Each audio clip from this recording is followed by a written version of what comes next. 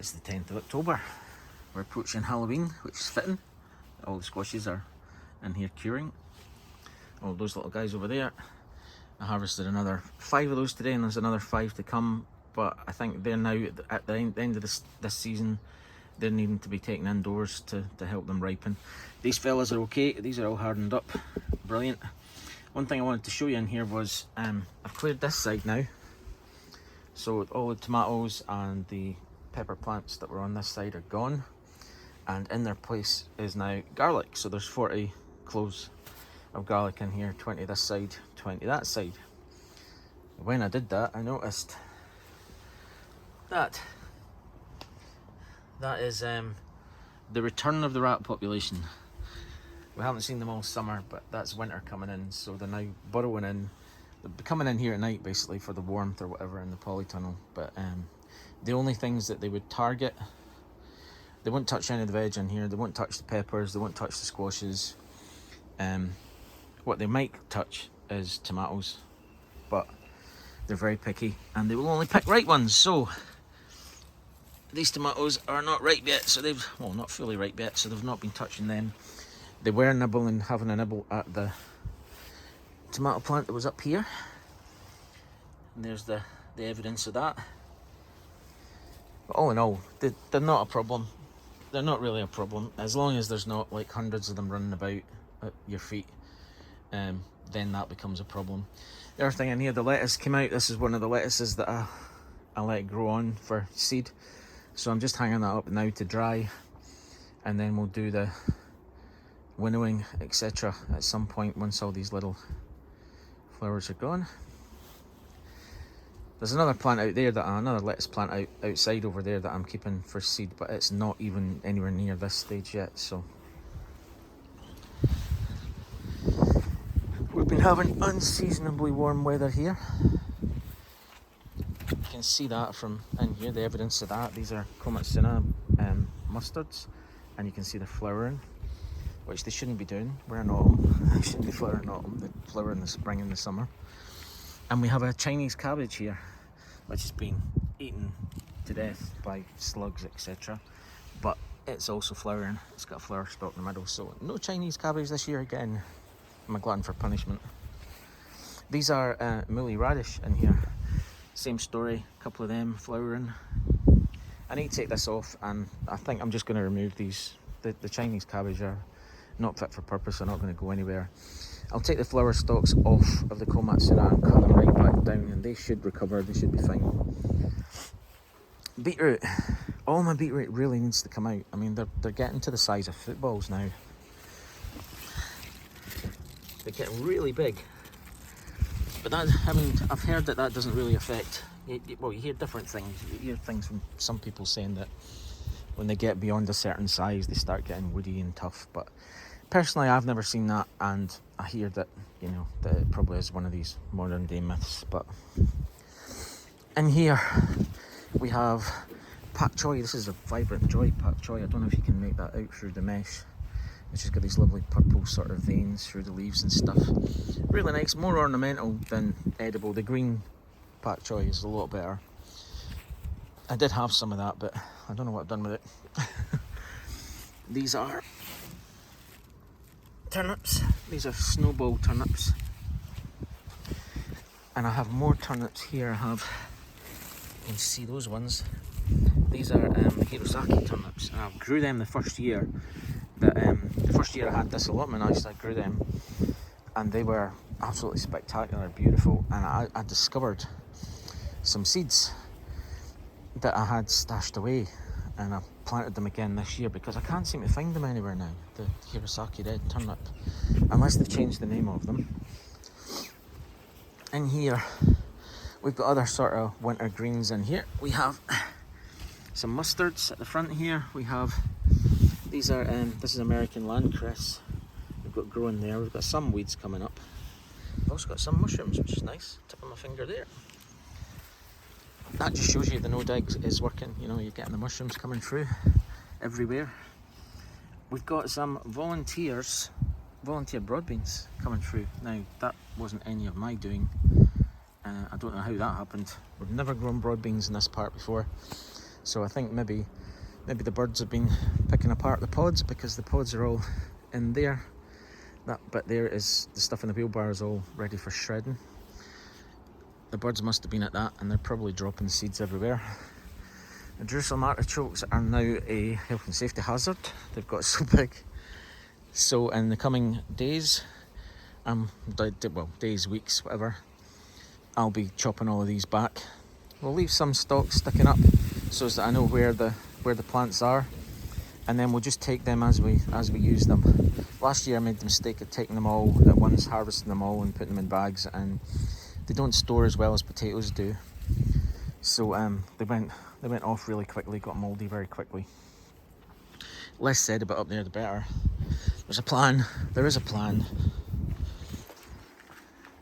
Up in this section, there's more evidence of rats up here.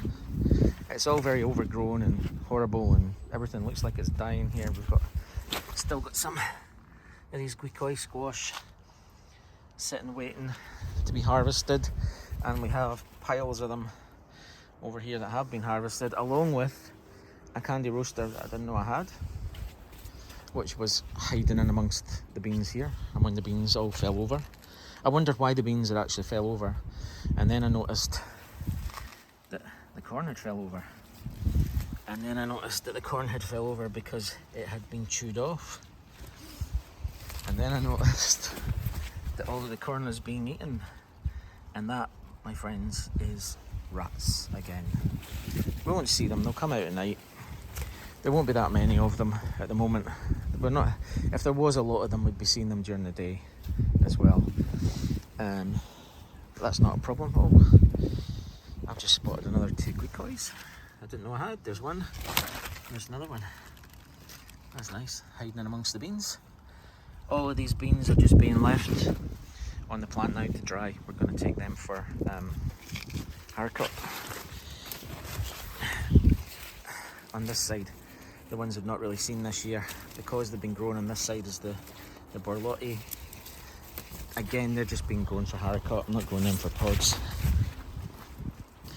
One of the things that I sort of spotted last week, I've been noticing, see if I can find one, I've been noticing all of these little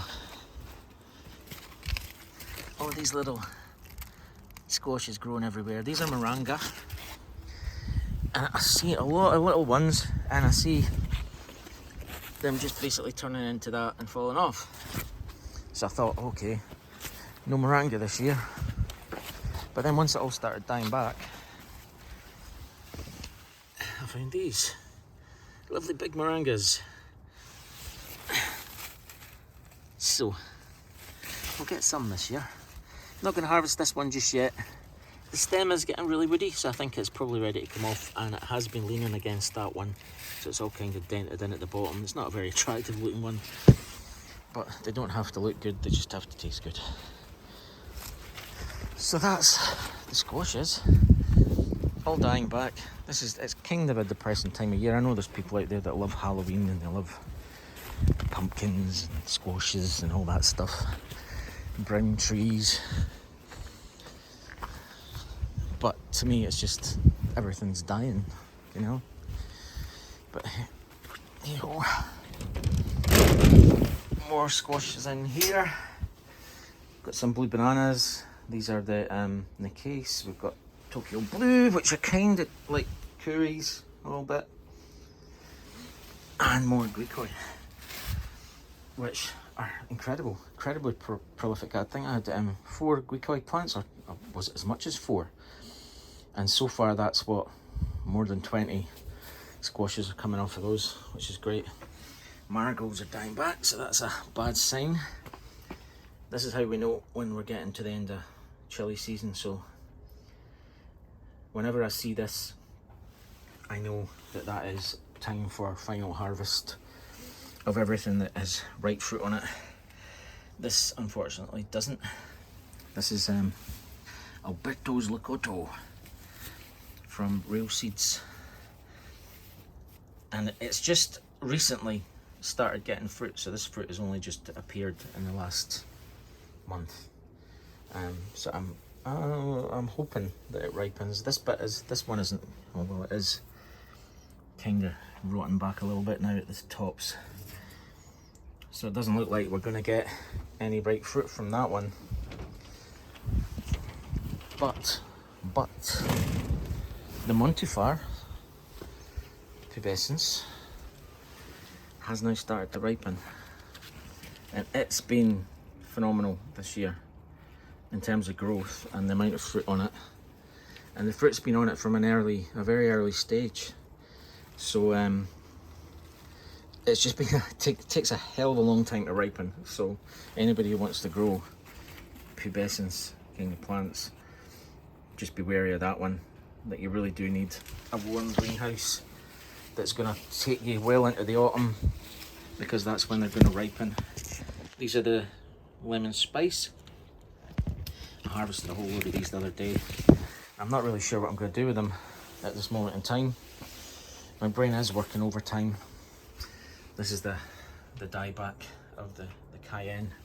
Strangely, I've been moaning about cayennes all season, but then weirdly, as we come into the autumn, now they start sort of ripening and giving me decent fruits, which isn't so bad. I took a load up to the house the other day. I did a harvest. I think I got about 30 or 40 of these. At this stage, I've got most of my fermenting done, so I don't really have a lot of space for fermentation. But these do make a good dry spice, and I can dry them for making sauces later, so that's exactly what I'm doing. At the back, Brazilian starfish, it got so heavily laden with fruit towards the end that it actually fell over. It broke the stick. I put another stick in, it broke that one too. Yay! But we're getting lovely ripe ones. This has had a really good return this year. I didn't think it was gonna, because it didn't grow any fruit on it until very late. But now we're getting these things. And how amazing is that? How beautiful is that? These are another thing that I'm drying.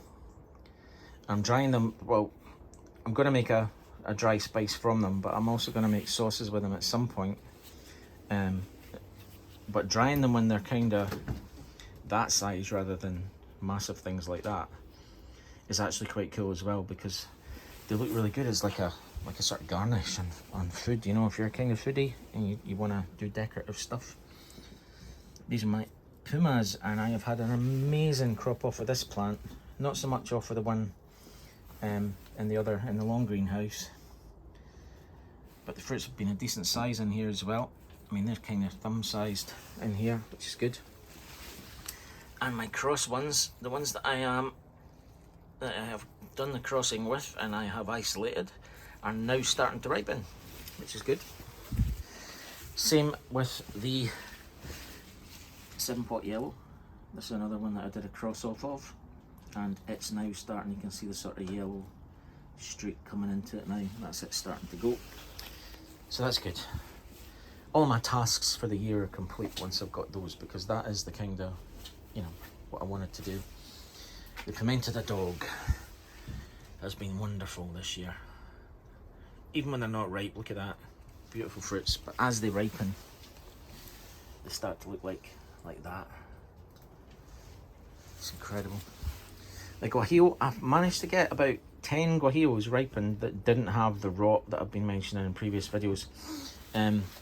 I kept that one in the bottom of the pot just to illustrate that. That's what the rot was like at the start. But now they're ripening up, and that rot isn't so much present, which is good. And there's a green one there with none of the rot. So I don't know if it was just a passing thing or not. We'll see. There's our pests of the year. All of these little holes that you see in your chilli plants, if you've got them in your greenhouse and you're seeing stuff like this, it's snails, little snails, and they will put holes in your fruit as well as shred the leaves. And I've thrown away probably about 5 or 6 of these. These are the Antip acidoma, and that's them ripening up beautifully now. But I've thrown away 5 or 6 of these off of the 2 plants because they've had big slug holes in them, which hasn't been great. So yeah, nothing more in here. the purple pumpkins. Oh, there's one there. Another one to illustrate what the slugs do. That was touching the glass, so that's an easy target for a slug just coming down and eating. But these have been incredible plants, and they basically produced most of the fruit. 90% of the fruit was produced in the first month of it being in this pot, and it all started ripening all at once. And these are just the kind of the last minute stragglers that are starting to ripen. You can see these. That's actually a broken branch that one's on, but the fruit's still okay. I've been taking them like that lately, just for the colour. Drying them like that and just keeping that colour is amazing. But they're definitely on the list for next year. Ones that aren't on the list for next year, I'm going to do a video about this, which ones I'm growing and which ones I'm not. This one's out of the question for next year. This is Tabasco. It just doesn't like it here. It's too damp, too humid in this greenhouse for it.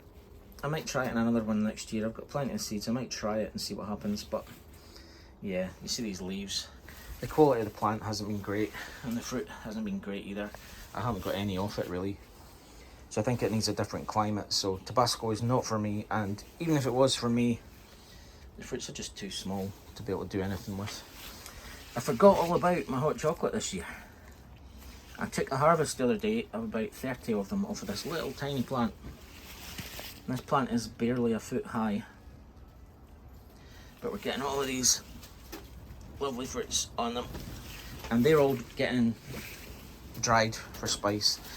The reason I'm doing that with these ones, I'm doing that with the 7-pot yellows, I'm doing that with those ones as well, is because I would rather have brown or yellow dried spice than have brown or yellow sauces. I'm not really into having yellow coloured sauces or brown coloured sauces.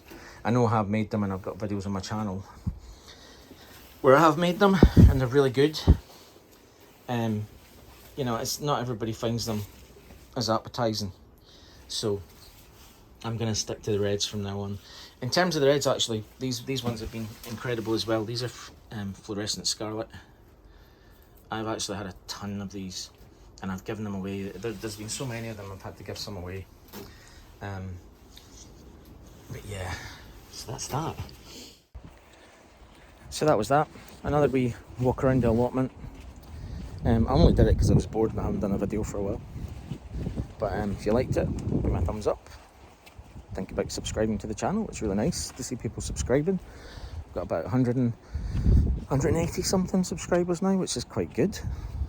Never expected to have that many, so thanks guys. And I hope that you're all watching the videos, but you know, it doesn't cost anything to subscribe, so if you are watching the video and you aren't subscribed, just click on the little thing. I will do my best to keep you entertained. Thanks for watching.